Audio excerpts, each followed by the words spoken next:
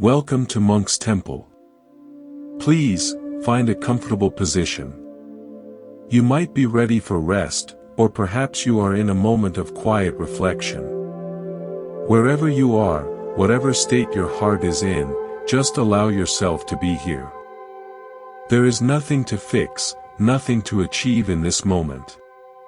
Simply listen, and let the words wash over you like a gentle, steady rain. We are about to begin a journey into the very heart of peace, a journey that does not require moving a single muscle, but simply turning the light of attention inward. I want you to imagine, for a moment, that you are holding a beautiful, delicate glass bowl. It is filled to the brim with clear water. This bowl represents your attention, your care, your love. For so long, you may have been taught that to love deeply means to hold this bowl perfectly still, to never let a single drop spill. You walk on eggshells, you tense your muscles, your entire world becomes about the preservation of the water's perfect stillness. And when someone leaves, or changes, or dies, it feels as if they have struck the bowl from your hands. The water, your love, spills everywhere. You are left with broken glass and a sense of devastating loss. You believe the tragedy is in the spilling. Buddhism, with a compassion that is as vast as the sky, would like to whisper a secret to you. The tragedy was never in the spilling. The tragedy was in the belief that water was meant to be kept captive in a bowl. Water's nature is to flow, to merge, to evaporate and become rain again. Your love is not the bowl. Your love is the water itself. And letting go is not the smashing of the bowl, it is the conscious, courageous decision to pour the water back into the stream of life from which it came. It is the understanding that you are not the keeper of a stagnant pool, but a tributary of an endless, flowing river. I remember a woman who came to the temple many years ago, her eyes holding a weather of quiet storms. She spoke of her son, who had moved across the world. She was proud of him, yet her days were shrouded in a gray fog of absence. Her home felt like a museum of his childhood. She would sit in his room, holding his old clothes, waiting for a feeling that never came. I feel like I've lost my purpose, she confessed. I asked her to walk with me to the old willow tree by the pond. We watched its branches, long and graceful, dipping into the water. The willow does not clutch the water, I said softly. It touches it, is reflected in it, and allows it to flow on. Its purpose is not to hold the water, but to be a willow. She stood there a long time. Weeks later, she wrote to me. She had not cleared her son's room, but she had opened the window. She had begun sitting in there not to grasp at ghosts, but to read, to feel the sun.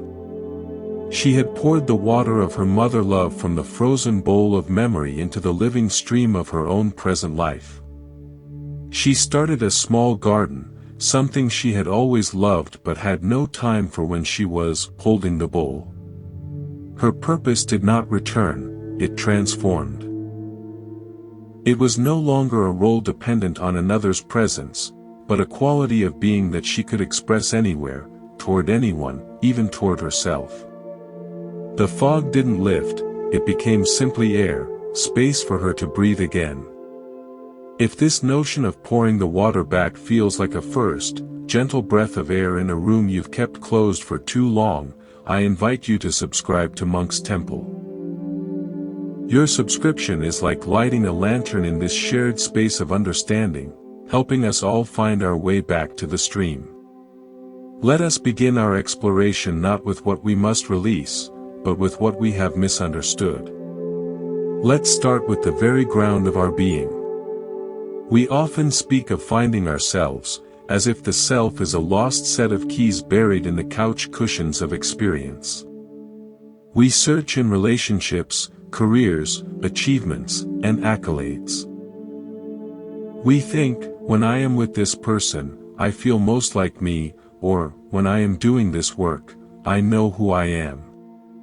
Buddhism invites a startling, liberating perspective. What if you are not a fixed, findable thing at all? What if the self you have been searching for is not a noun, but a verb? Not a statue, but the act of sculpting. Not a portrait, but the light in which the portrait is viewed. Consider the flame of a candle. You look at it and say, that is a flame. But is it the same flame from one moment to the next? The wax melts, the wick shortens, the air around it shifts. The flame is a constant process of becoming, a dance of transformation dependent on fuel and air. It is never static. To cling to the flame of 5 minutes ago is impossible. The self, Buddhism suggests, is like this. It is a dynamic, flowing process of causes and conditions, thoughts, sensations, perceptions, all rising and passing away. The suffering begins when we freeze-frame this flowing video and say, This frame is me. And it must stay this way. We cling to a snapshot of ourselves as a partner, a parent, a successful professional, a victim, a hero. When the conditions that created that snapshot change, a relationship ends, a job is lost, children leave, we feel we are disappearing because we confused one frame of the movie for the entire film. A young man once sat with me in deep despair. His identity had been that of a star athlete. A sudden injury ended his career. I don't know who I am anymore, he said, and the terror in his voice was real. He was not mourning the loss of sport alone, he was mourning the loss of the only character he knew how to play in the movie of his life. I asked him to watch the incense smoke coiling in the air. Try to grab the shape of the smoke from 5 seconds ago, I said. He of course could not. Your old self is like that smoke, I said. It was real, it had form, and it is gone. The smoke now is new. It is different. It is still smoke. His task was not to find a new, better snapshot to cling to. His task was to become comfortable being the awareness that watches the smoke, the awareness that watched the athlete, that now watches the injured man, and that will watch whatever forms next. Letting go of people is often the catalyst for this deeper letting go, the letting go of the rigid, story-bound self you thought you were. This leads us to a beautiful and challenging truth: people were never meant to be mirrors. We so often use others as mirrors, holding them up to see our own reflection. Do you love me? Is often a question, meaning, can I see a lovable person in your eyes? Do you need me? Means, can I see a useful, valuable person in your dependence? When that person leaves, the mirror shatters. We are not just losing them, we are losing our favorite tool for seeing ourselves. The panic that follows is the panic of blindness. But what if you could learn to see without a mirror? What if your own awareness could become its own light, illuminating your existence from within? This is the practice of looking inward, not to find a solid self, but to familiarize yourself with the source of the light itself. It is like turning from the reflection of the moon in a dozen different ponds, to looking directly at the moon in the sky. The ponds may dry up, may become disturbed, but the moon remains, constant in its changing phases. Your work is not to frantically find another pond to reflect you. Your work is to rest as the moon, aware, present, and whole, regardless of what surfaces below happen to reflect you in any given moment. This is why the act of letting go, though it feels like a death, is actually an invitation to a more authentic birth. It is the shedding of a costume that was never yours to begin with. The costume may have been beautiful. It may have been the devoted partner, the loyal friend, the heartbroken ex. But it was a costume. When the play ends, the actor takes it off. The vulnerability you feel is not the vulnerability of emptiness, but of standing in your own skin again, without a role to define you. It is raw. It is real. And it is the only place from which a genuine life, not a performed one, can begin again. So as we move forward, hold this question gently in your heart, without the mirrors, without the costumes, without the frozen snapshots of who I used to be, what remains? Don't rush to answer. Just let the question sit in the silence of your being. The answer is not a thought. It is the space in which all thoughts arise. Let's continue. Now, we gently turn our attention to one of the most powerful forces in our human experience, the force of holding on. We've touched on the idea that we cling to identities. But this clinging has a hidden engine, a deep root from which all its branches grow. Buddhism calls this root tanha, often translated as craving or thirst. But it's more subtle than a simple want. It is the fundamental movement of the mind toward or away from experience. It is the pull toward what feels pleasant and the push away from what feels unpleasant. And in the realm of relationships, this thirst takes a very specific, poignant shape, the thirst for certainty in an uncertain world.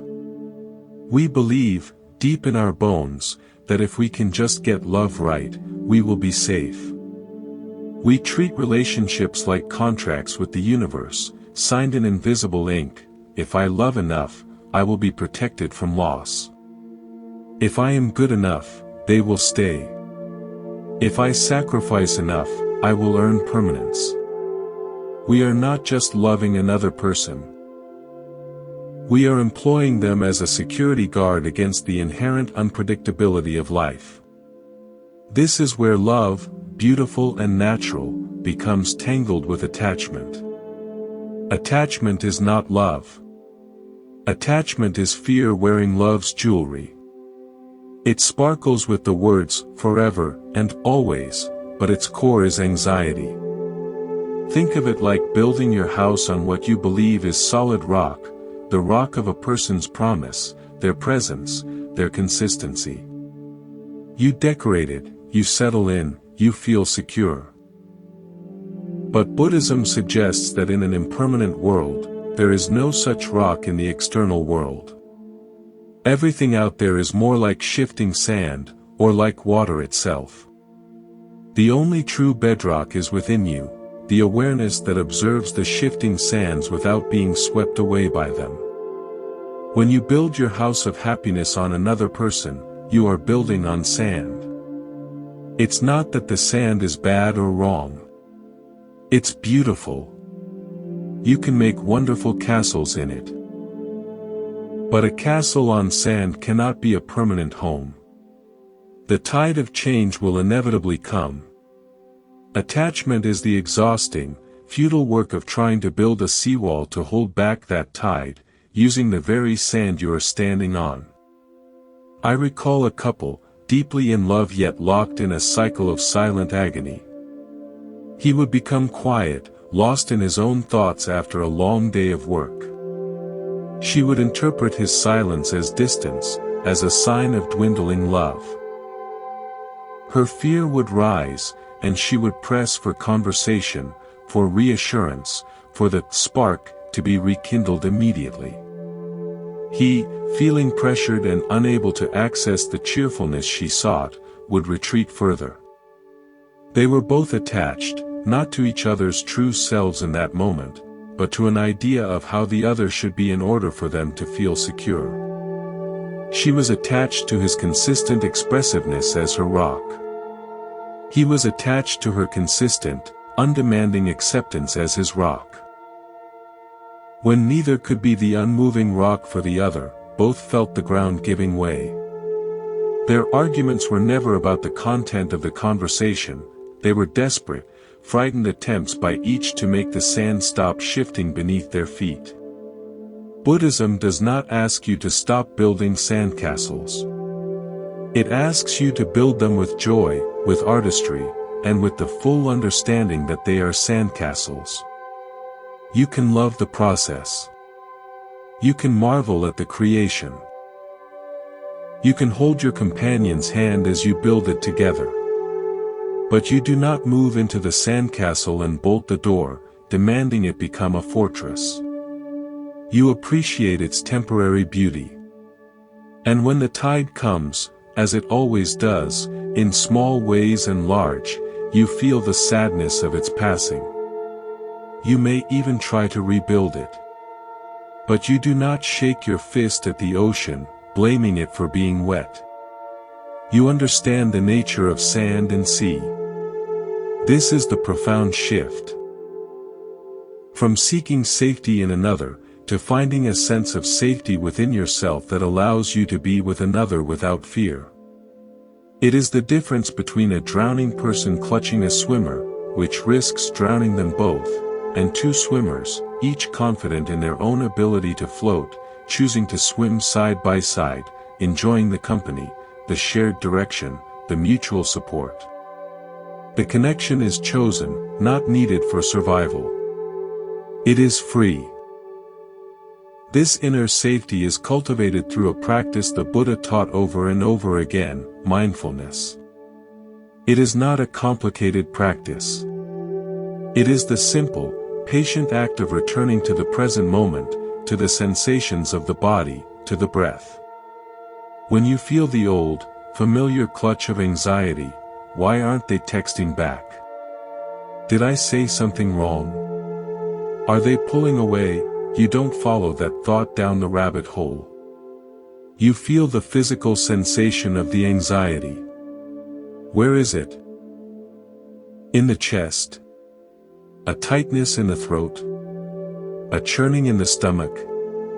You place your gentle attention there, as if your awareness is a warm, kind hand placed on a frightened child's back. You breathe into that sensation. You don't try to make it go away. You just say, "Ah, this is what fear feels like in the body right now." By doing this, you accomplish something miraculous. You separate yourself from the story of the fear, "I am being abandoned." And you connect with the raw experience of the fear. And you discover that you, the aware space holding this experience, are larger than the experience itself. You are the ocean, and the fear is a wave. The wave can be powerful, but it cannot harm the ocean. It arises, it swells, and it passes. Each time you do this, you are strengthening your inner bedrock. You are proving to yourself, in real time, that you can handle the shifting sands without collapsing. A businessman once told me his meditation was a failure. "Every time I sit, all I do is worry about a deal falling through," he said. "It's a waste of time." I asked him what the worry felt like. He described a knot between his shoulder blades. "Good," I said. "So your practice is not to have a blank mind. Your practice, for now, is simply to sit and feel that knot. Be the world's leading expert on that particular knot of worry. Notice if it changes with the inhale. Notice its edges." He was skeptical but agreed. After 2 weeks, he reported something surprising. The worry thoughts still came, but they had lost their emergency quality. The knot was still there sometimes, but it was just a sensation, not a prophecy of doom. He had, without realizing it, stopped building his entire sense of security on the outcome of the deal. He had found a place within himself, a small but stable inner perch, from which he could observe the business anxieties without being consumed by them. His negotiations actually became more skillful because he was less desperate. He was no longer a drowning man clutching at the deal as a life raft. This is the alchemy we are speaking of. Letting go of a person begins with letting go of the belief that they are your life raft. It begins with discovering your own ability to float in the sea of your own experience. It is the ultimate act of self-reliance, which paradoxically, makes you capable of the deepest, most secure connections with others. You are no longer bringing need to the table. You are bringing presence. And presence is the greatest gift you can offer, both to yourself and to anyone else. Of course. We've spoken of the bedrock within, of learning to float. Now, let's examine the very water we are floating in, the constant, flowing reality of change. In Buddhism, this is called anicca, or impermanence. It is not a philosophical idea, it is the most basic law of our existence, as fundamental as gravity. Everything that arises will pass away. Every cell in your body, every feeling in your heart, every thought in your mind, every relationship in your life is in a state of flux. To resist this is to resist life itself. And that resistance is what we call suffering. We often confuse the natural pain of loss with the added, optional suffering of our resistance to that loss. The first is like the clean, sharp cut of a surgeon's knife. The second is like pouring salt into the wound, then scratching at it, then blaming yourself for having a wound in the first place. Letting go is not about avoiding the cut. It is about gently, patiently, ceasing to add the salt. Imagine you are standing in a river. The water is cool and moving around your legs. This is life, flowing. In your hands, you hold a beautiful, heavy stone, a memory of a perfect day, an image of a person as they once were, a hope for a future that never came to be. You love this stone. It is smooth from your constant touch. But holding it makes it difficult to stand against the current. You tire. You struggle. Buddhism would gently ask, what if you opened your hands and let the stone rest on the riverbed? The stone is still there. You can see it. You can remember its beauty. But your hands are now free. You can feel the water flowing through your open fingers. You can move, you can swim, you can be with the river as it is. The stone may, over time, be covered by silt or moved by the current. That is its nature. Your open hands are your nature. The pain we feel when someone leaves is the natural human ache of the empty hands. It is real, it is valid, and it is to be honored. But the suffering, the torment, the obsessive rumination, the bitter sense of injustice, is our fingers, curled into fists long after the stone is gone, still straining to hold its shape. We are fighting the river. We are demanding that the current reverse itself and place the stone back into our grip. This is the war that Buddhism invites us to lay down. I think of a gardener I met in a village long ago. He was famous for his roses. He would spend hours with each bush, pruning, feeding, talking to them. One year, a sudden, fierce hailstorm in late spring shredded every single bud on his prize-winning bushes. The village expected him to be devastated. When I saw him the next morning, he was already at work, carefully cutting away the damaged stems. His face was calm, though his eyes held a deep sadness. I expressed my sympathy for his loss. He paused, wiped his brow, and said, "The hail did not consult me.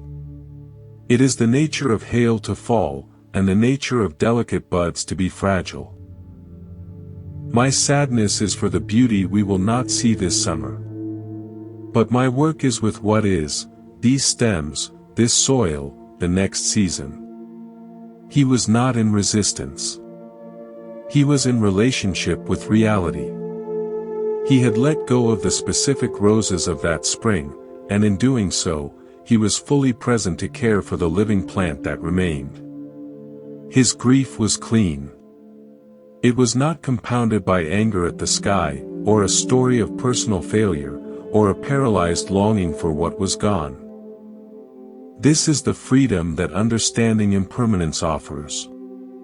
It is not a cold, emotionless state. It is a profound and warm realism.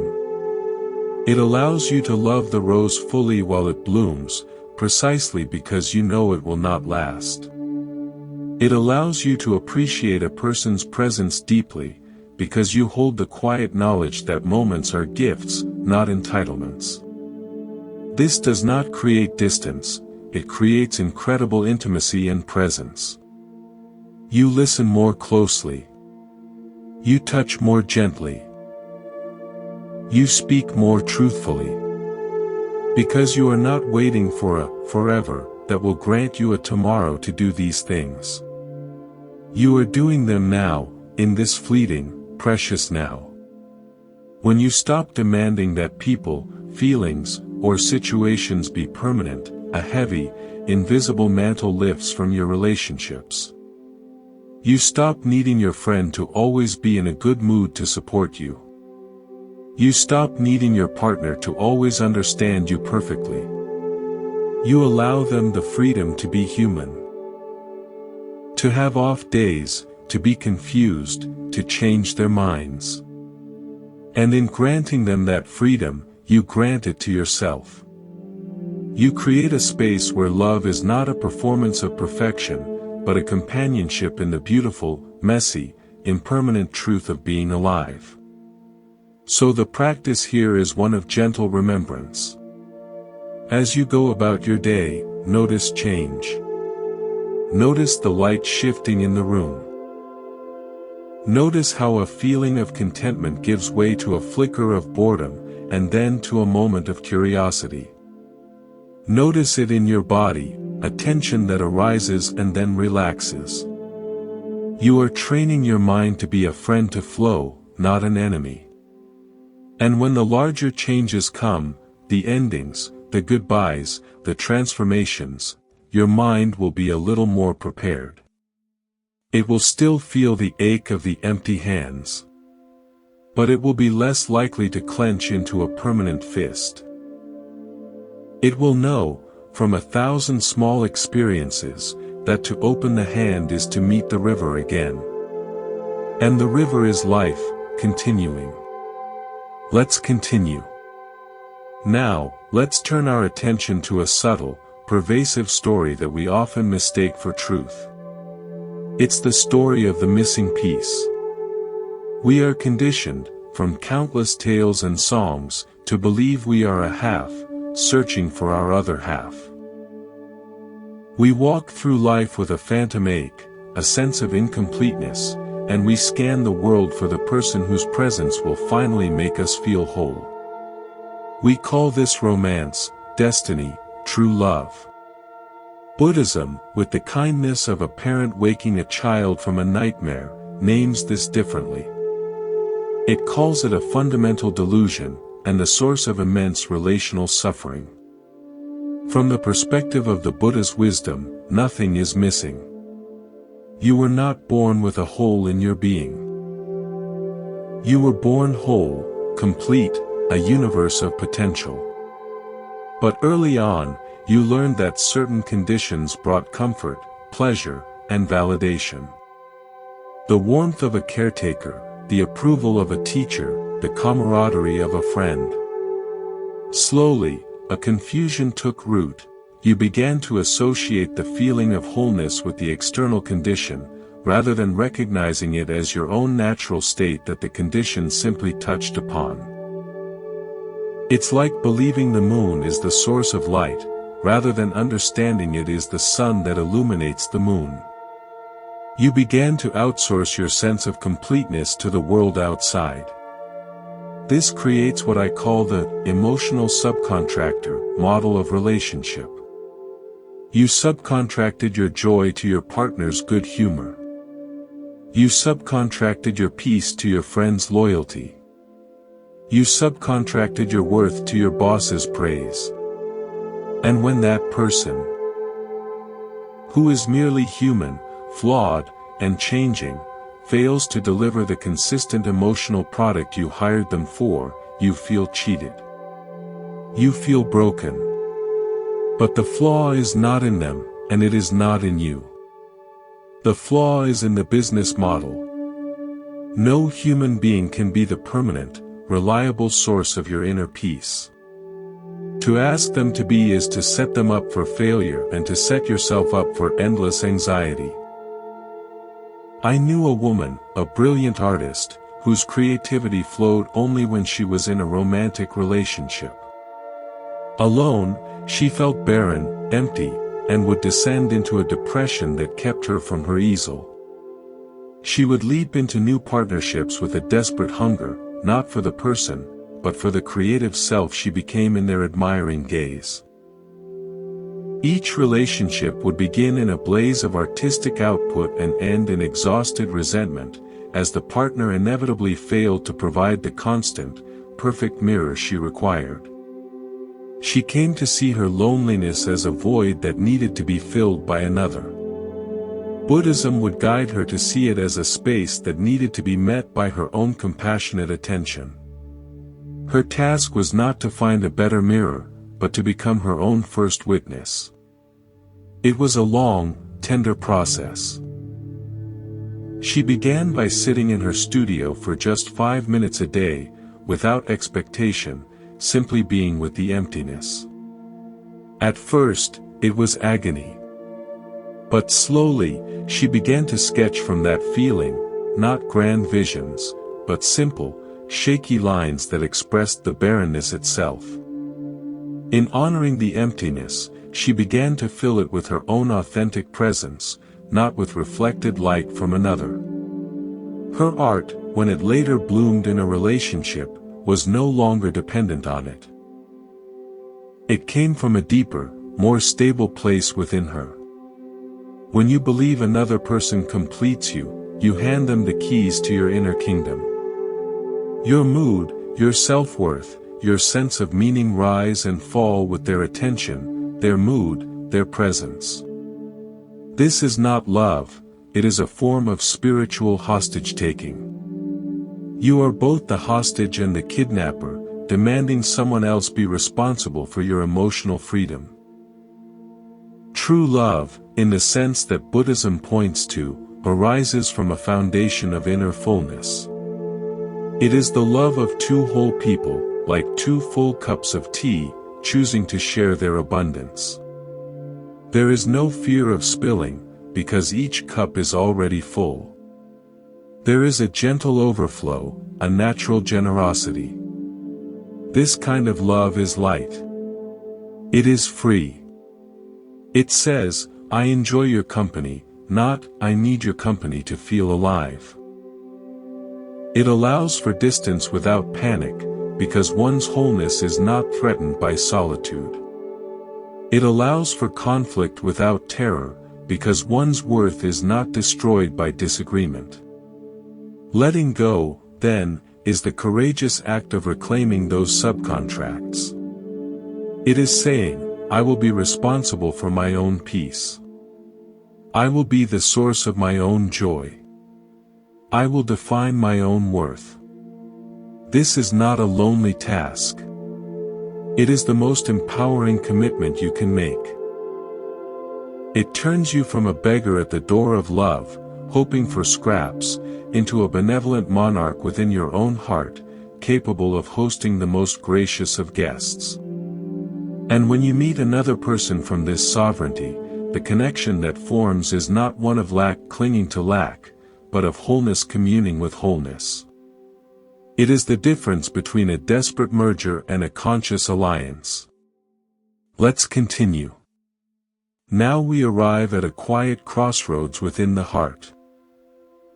We've talked about releasing the stone in the river, about reclaiming your inner wholeness. But there is a force within us that often sabotages these beautiful insights. It is the voice of the inner historian, the curator, the archivist. This is the part of the mind that is not content with letting a story end. It wants to preserve, analyze, replay, and especially, to assign blame. It builds museums of past relationships, complete with exhibits labeled, the betrayal, the moment it all went wrong, and, what I should have said. And we pay admission to these museums daily with our peace of mind. Buddhism has a powerful and direct teaching about this. It is called right view, and part of it involves understanding the nature of this storytelling mind. The mind is a meaning-making machine.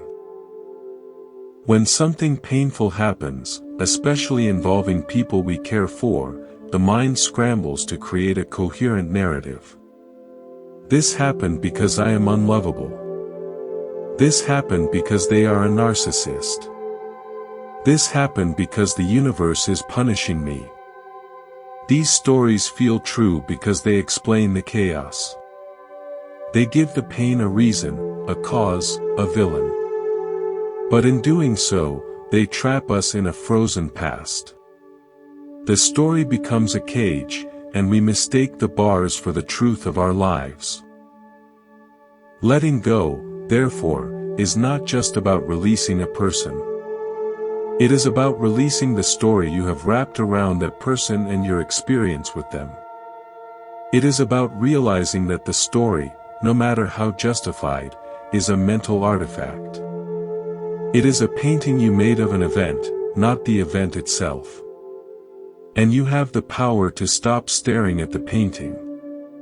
Imagine you are walking down a road, and you fall into a deep pothole, hurting your leg. The natural pain is the injury. The suffering is what happens next, sitting in the pothole for years, painting detailed murals on its walls about the city council's negligence, your own clumsiness, the bad luck of that particular day. You give tours of your pothole to anyone who will listen. Your identity becomes the person who fell in the pothole.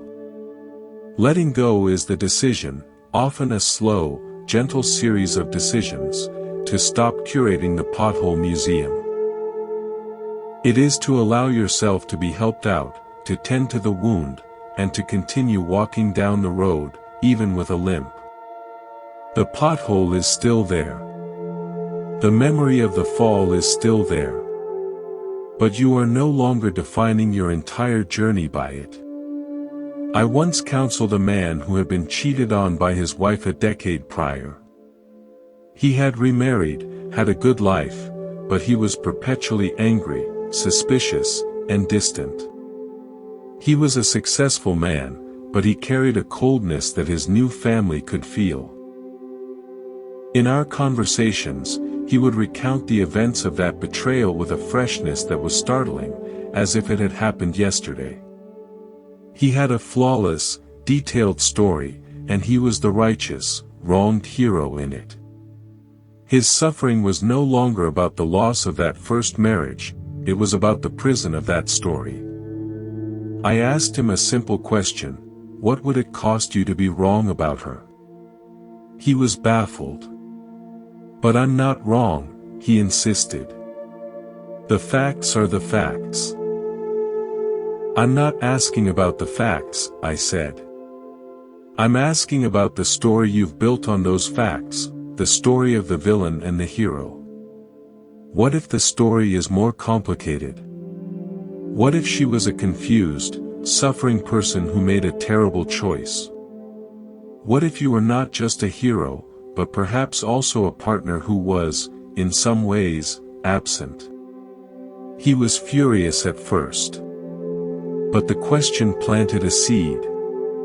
He wasn't ready to change the facts, but he began to see the weight of the story he carried. He saw that his identity as the betrayed one was poisoning his present. Letting go began not with forgiving her, but with releasing his tight grip on that rigid narrative. He started to tell himself, that was a painful chapter. It is not the title of my book. This is the practice of restoring. Not by lying to yourself, but by consciously choosing a narrative that is lighter, more open, and that serves your peace. We were two people who couldn't make it work is a lighter story than they destroyed me. I loved someone who was on a different path is lighter than I was abandoned. You are not denying pain, you are refusing to build a permanent monument to it.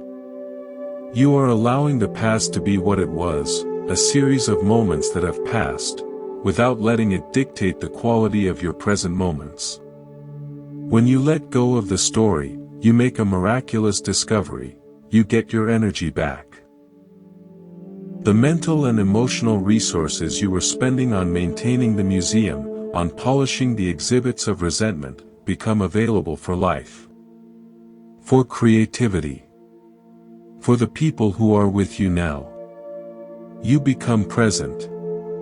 The past, as the saying goes, is a place of reference, not a place of residence. Letting go is the decision to move out of that old, haunted house and breathe the fresh air of the now. Let's continue. We find ourselves now at the very core of the matter, at the silent engine of all this struggle. We've talked of stories, of impermanence, of wholeness. But what is the fuel? What is the deep, visceral feeling that makes us clench our fists around the stone, that makes us build the museum, that makes us believe we are a missing piece? If we listen very closely, beneath the thoughts, we will find it. It is fear. Pure, ancient, and intelligent in its own way. Fear of the empty hand. Fear of the quiet room. Fear of the unmirrored self. Buddhism does not ask us to become fearless. It asks us to become intimate with fear. To see it clearly, and in that clear seeing, to loosen its grip. We must understand that fear is not your enemy. It is a misguided protector. Its intention, however clumsy, is to keep you safe. It believes that by holding on to what you have, the relationship, the identity, the story, you are maintaining a fortress against the unknown. It mistakes familiarity for safety. So when loss occurs, or the threat of loss appears, this protector goes into overdrive. It shrieks alarms, don't let go. If you let go, you will fall into nothingness. You will be alone forever. You will be nothing. It is this voice that turns love into surveillance, generosity into transaction, and presence into a strategy for control. Imagine you are teaching a child to swim in gentle water. The child clutches your neck in terror, convinced that letting go means sinking. Your assurance means little, the fear is total. Now, imagine you are that child, and fear is the one clutching you. You are the vast, buoyant water, capable of floating, but fear has you in a stranglehold, its legs wrapped around you, sinking you with its panic. Letting go is not about throwing the child, the fear, away. It is about gently, patiently, unwrapping its arms from your neck and helping it to see that the water itself is supportive. You have to teach the fear how to float. This is an internal practice of immense tenderness. When you feel the clutch of anxiety about a person, the need to check your phone, the replay of a conversation, the dread of a future without them, you pause. You don't follow the frantic thoughts. You locate the fear in your body. Is it a cold ball in the stomach? A constriction in the chest? A tremor in the hands? You bring your awareness there, not as a warrior to fight it, but as a compassionate parent to a frightened child. You breathe into that space. You might even mentally whisper, "It's okay. I feel you." You are afraid of being alone. You are afraid of not being enough. I am here. You are not speaking to the person you're missing, you are speaking to your own fear. You are showing it that it is not alone, that it is held within a larger, aware presence, you. I remember a woman who had a recurring dream of standing on a cliff edge, holding the hand of a loved one who then let go and faded away. She would wake in a sweat, heart pounding. She was terrified of abandonment in her waking life, which manifested as possessiveness. I suggested that the next time the dream came, or even when she felt the feeling in the day, she try something. Instead of focusing on the vanished loved one, to look down at her own feet in the dream. To feel the solidity of the cliff under her. To notice that she was still standing. The cliff was her own grounded being. The next time the anxiety arose, she tried this. She felt the panic, and then deliberately felt her feet flat on the floor. She felt the weight of her body in the chair. She discovered a profound truth. The story in her head was about being abandoned and falling, but the sensory reality of her body was one of stability and support. She was, in that moment, safe. This tiny shift began to rewire her relationship to fear. The fear didn't vanish, but it lost its authority. It became a feeling she experienced, not a truth she was governed by. When you befriend your fear in this way, a profound space opens up in your relationships. You no longer need someone to constantly reassure your frightened inner child. You become the adult in the room, your own inner room. This allows you to connect with others from a place of choice, not need. You can ask for what you want, not from a place of desperate hunger, but from a place of clear desire. You can offer love, not as a payment to secure their stay, but as a free gift. You can see their fears, their clingings, their own inner child, with compassion, because you are no longer terrified of your own. This creates relationships of remarkable depth and honesty. Letting go, then, is ultimately an act of courage. It is the courage to sit with the primal fear of emptiness and discover that what you called emptiness is actually space. And in that space, your true nature, aware, vast, and fundamentally undamaged, has room to breathe. You are not destroying the protector, fear. You are promoting it.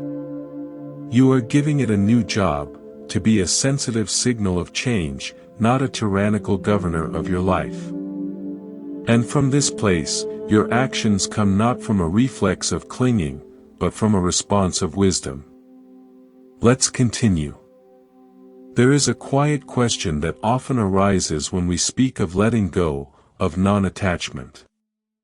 It whispers from a place of genuine concern, if I let go, won't I become indifferent? Cold? Won't I stop caring? This is perhaps the most important misunderstanding to clear away. Buddhism does not point us toward apathy. It guides us toward a love that is purer, more resilient, and ultimately more free. It invites us to distinguish between clinging and connecting. They feel similar in the heart, but they are as different as a prison and a pilgrimage. Clinging is connection that has been infected with fear. It says, I connect with you because I need you to make me feel a certain way. Its energy is one of grasping, of pulling inward, of ownership. True connecting, in the sense of Buddhist wisdom, is connection that is infused with presence. It says, I connect with you because in this moment, our presence is shared. Its energy is one of openness, of expansion, of appreciation. Clenching your fist around a precious gem cuts off circulation to your hand and hides the gem's light. Cradling that same gem gently in your open palm allows you to feel its weight, see its facets, and share its beauty with others. Letting go is the movement from the clenched fist to the open palm. Think of the sun. It shines on the ocean, on the mountains, on the deserts and the cities. It does not shine because it needs the ocean to reflect it back, or because it is attached to the mountains. It shines because shining is its nature. It gives its light freely, without condition, without demanding that anything stay the same to receive it. When the clouds come, the sun does not cease to shine, it simply shines behind them. Our capacity to love can be like this. It can be a natural emanation of our own wholeness, not a transaction with the world. We can love others not because they complete us, but because love is what we naturally are when we are not constricted by fear. This is a love that can endure absence, change, and even endings, because its source is internal and inexhaustible. I recall an elderly man who lived near the temple. He had lost his wife of 50 years. His children lived far away. Many expected him to wither in loneliness. But he did not. He was often seen in his garden, or sitting on a bench feeding birds, his face marked by grief yet underpinned by a profound calm. I asked him once about his solitude. He smiled and said, "My love for her isn't gone. It's just, unemployed. So I put it to work." He didn't mean he was seeking a new romance. He meant the love itself, the caring, the attention, the kindness that had flowed toward his wife for decades, that energy still existed in him.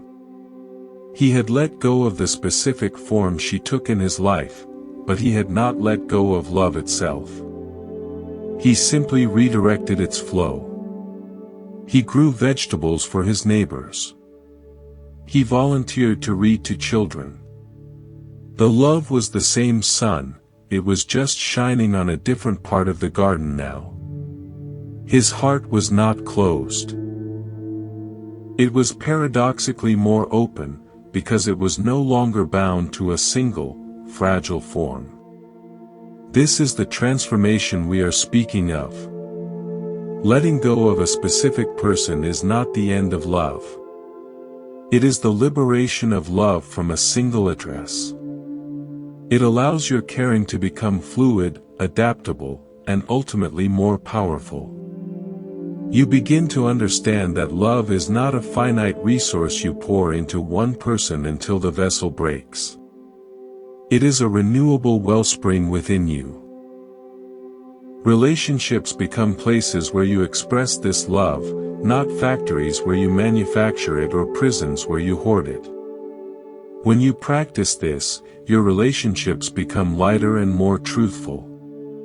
You can be with someone without the hidden agenda of needing them to stay forever.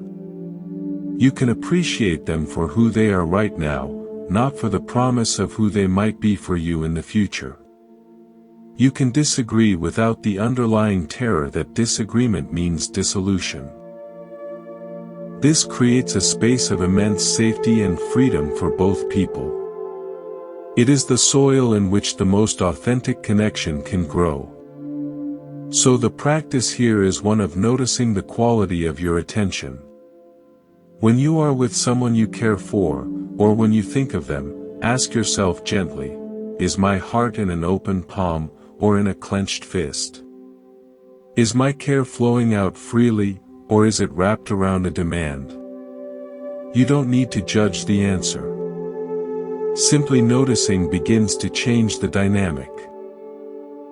Each time you choose to soften the grip, to relax the demand, and to simply be present with appreciation, you are watering the seeds of a love that does not suffer. You are learning to be the sun, not the desperate plant turning only toward one light source. And in that learning, you find a happiness that is not contingent on the weather of another person's heart, but is as constant as your own capacity to shine. Let's continue. We arrive now at a practice, a gentle and daily art. For letting go is not a single, heroic act performed once on a mountain top.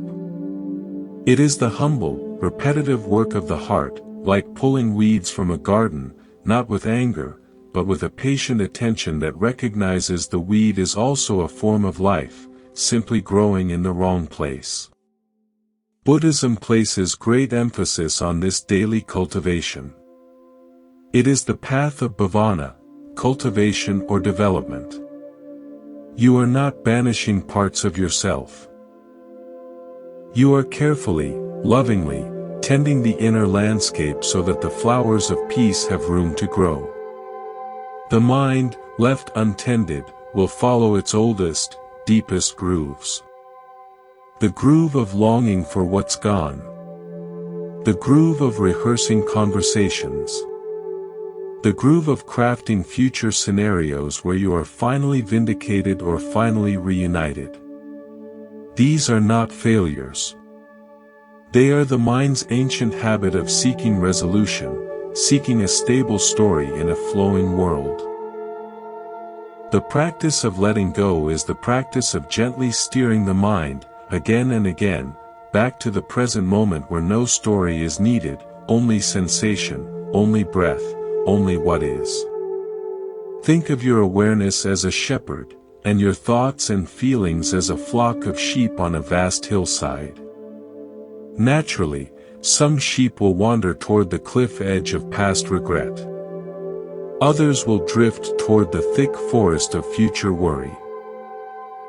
The shepherd's job is not to hate the sheep for wandering, nor to build walls so high they can never move. The shepherd's job is simply to notice when a sheep has strayed, and with a patient, persistent presence, to guide it back to the safe, open pasture of the present. This is the moment-by-moment work. You notice the thought, I wonder what they're doing right now. You acknowledge the sheep has wandered. Without anger, you gently bring your attention back to the feeling of your breath entering and leaving your body. Back to the sound of the birds outside. Back to the weight of your body on the chair. This is the pasture. This is where life is actually happening, not in the mental movie of another person's life. I knew a writer who was struggling to let go of a toxic collaborative partnership. Her mind was a constant committee meeting about the injustice, the stolen ideas, the betrayal. She couldn't write, she was too busy being the lawyer for her own case. Her practice began not with writing, but with setting a timer for 5 minutes, 3 times a day. For those 5 minutes, her only task was to sit and feel the sensations in her hands. Just her hands. The temperature, the pulse, the texture of her skin against her pants. When the committee meeting in her head began, which it always did, she would note, thinking, and return to her hands. It was frustratingly simple, even silly feeling. But over weeks, something shifted. The mental committee didn't stop meeting, but she was no longer a captive audience member. She had a seat outside the room, in the quiet sanctuary of her own embodied presence. From that place of slight distance, her creative energy began to trickle back. She started writing small, unrelated pieces. The story of the betrayal began to lose its obsessive charge. She was, through the simplest of means, training her mind to reside in the pasture of the present, where her true creative power lived, not in the haunted courtroom of the past. This daily practice builds what we might call emotional muscle memory. Just as a pianist's fingers learn to find the keys without conscious thought, your mind learns to return to presence. The pull of the old attachment becomes less automatic, less compelling. You create a space between the impulse to cling and the action you take. In that space, your freedom lives. In that space, you can choose to not send the text, to not stalk the social media profile, to not replay the memory for the 100th time. You choose, instead, to feel the raw ache of the impulse itself, to breathe with it, and to let it pass like a weather system through the sky of your awareness. This is not repression. It is the opposite. It is feeling the feeling fully, but without buying the story it sells you. It is meeting the longing with a compassionate, "I know you are here," without following it down the dark road of, "and therefore I must act to make you leave." This is the alchemy, transforming the energy of attachment into the energy of awareness. The same heat that once fueled anxiety now fuels your presence. It is a quiet, revolutionary act you perform in the privacy of your own mind, moment by moment, breath by breath. Let's continue. We've spoken of the daily practice, the gentle shepherding of the mind. Now, let us explore what begins to grow in the pasture once it is cleared of the constant grazing of longing and regret. When we cease the exhausting labor of clinging to what is not here, we are left with a simple, profound reality: what is here. This is not a consolation prize. This is the treasure that was buried beneath all your searching. Letting go is, in its final grace, a homecoming to the richness of your own unadorned existence. We spend so much of our lives in a state of emotional tourism. We visit the past as if it were a country we could return to and fix. We visit the future as if it were a destination where we will finally arrive and rest. In doing so, we miss the country we are actually living in, this present moment. It is the only place where life is real. The past is a memory, a story. The future is a fantasy, a projection. Only now is alive with sensation, with possibility, with the raw material of experience. Buddhism places supreme importance on this, on sati, mindfulness, or literally, remembrance, to remember to be here. When you let go of a person, especially after a period of intense attachment, there is often a hollow silence. This silence is frightening because we have used the noise of the relationship, the texts, the plans, the conflicts, the fantasies, to drown out the quiet voice of our own being. We have used another person as a soundtrack to avoid the silence of ourselves. But that silence is not empty. It is full. It is full of the simple, overlooked miracles of aliveness. The feeling of air moving in and out of your lungs. The play of light on the wall. The distant hum of the world. The quiet, steady awareness that perceives it all. This is the foundation of a happiness that cannot be taken from you, because it does not depend on any external arrangement of people or things. I think of a man who, after a devastating professional and personal failure, retreated to a simple cabin for a month. He had no grand plan for healing, he was simply too exhausted to keep up the life he had been living. He imposed no structure. For the first week, he slept, walked in the woods, and sat. The silence was deafening. His mind raged with stories of failure. But with nowhere to go and no one to perform for, he had no choice but to sit with it. Slowly, something shifted. He began to notice the way the morning light hit the pine needles outside his window.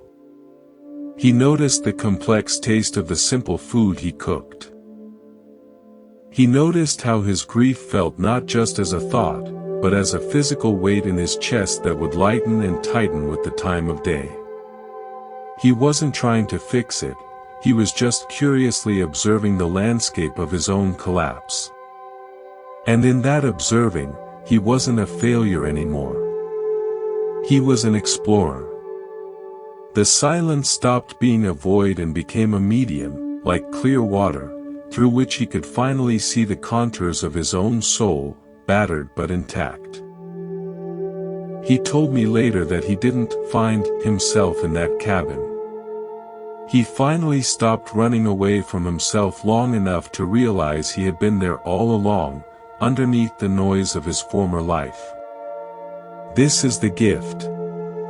Letting go clears the stage of the complicated dramas, and there, standing quietly in the spotlight, is you. Not the you defined by a relationship or a role, but the you that is the aware witness to all roles, all relationships, all comings and goings. This you is not a personality. It is more fundamental. It is the capacity for experience itself. And when you rest as that, even for moments, a deep and unshakable peace becomes available. It is the peace of no longer seeking yourself in the reflections of others. It is the peace of being at home in your own skin, in your own breath, in this very moment, exactly as it is. From this place of homecoming, your entire relationship to life transforms. You no longer see people as anchors to chain yourself to, or as saviors to redeem you. You see them as fellow travelers, beautiful and temporary, sharing a stretch of the path. You can love them more freely because you are not afraid of losing yourself in them. You can appreciate their presence without the undercurrent of dread about their absence. Your happiness becomes inner-sourced, and therefore, unconditionally available. It is no longer a rare flower that blooms only under specific conditions of attention and love from another. It is the very soil in which all flowers, joy, sorrow, connection, solitude, can grow and pass in their season. Welcome to this final part of our journey together. We have walked through landscapes of fear, memory, and identity. We have practiced shepherding our thoughts and come home to the present. Now, let us gather all these threads into a single, quiet understanding. Letting go is not an end. It is not a void left behind when something is removed. It is, in its truest essence, a beginning. It is the creation of space, and space is the mother of all possibilities. When you release your grip on the branch you have been clinging to, you do not simply fall. You discover that you have wings, and that the sky was waiting for you all along. Buddhism teaches that our fundamental nature is not one of lack, but of boundless potential. It is called Buddha nature. The innate capacity for wakefulness, compassion, and peace that exists within all beings.